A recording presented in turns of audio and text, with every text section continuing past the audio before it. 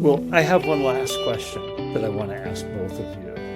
And it tends to be the hardest question to answer. So I'm going to preface it that way right now. But our poor human brains, we can't remember more than about two or three things max at a time. So we've talked about a lot already. If there was one takeaway that you wanted the audience that's consuming this podcast right now to take away from our conversation, the most important thing, what would that be? And I'll let whoever wants to start first jump in. Yeah, I mean, I can't talk about it. I mean, we kind of alluded to it a little bit before. It's kind of high level, but I think it's critical to what we're talking about here. And, it's one, understanding your business needs. And from there, the starting point, who do you have, right? I mean, it's the culture. Is your culture the way you want it to be? And if it's not, fix it, right? I mean, part of it too is, do the staff that you work with, do they know what your values are, right?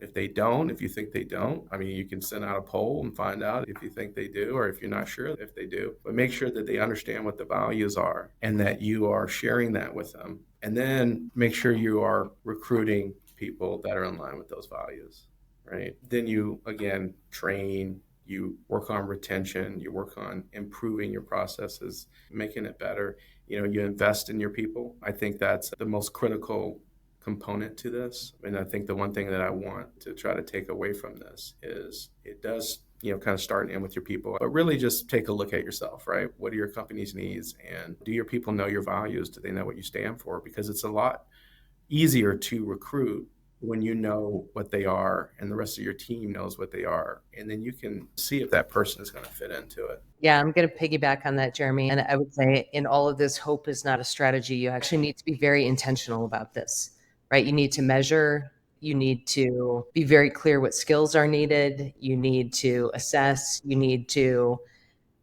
Jeremy, you alluded to, right? Do you need to do both kind of pulse surveys in terms of the culture? And then where do you have skills gaps, right? All of those things, and be forward focused. Here's where we are today.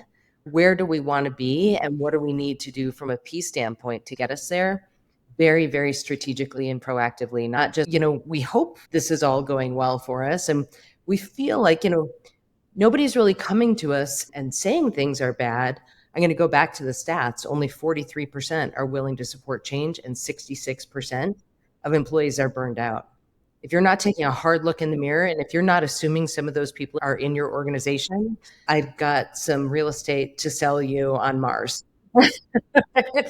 Right? So it's constant, right? You can't take your eye off this at any period of time. You should be looking at these numbers just like you're looking at your financials. Because if you're not, it's a high risk area. So thinking about your human risk, right? And what you're doing to mitigate human risk to unleash human potential.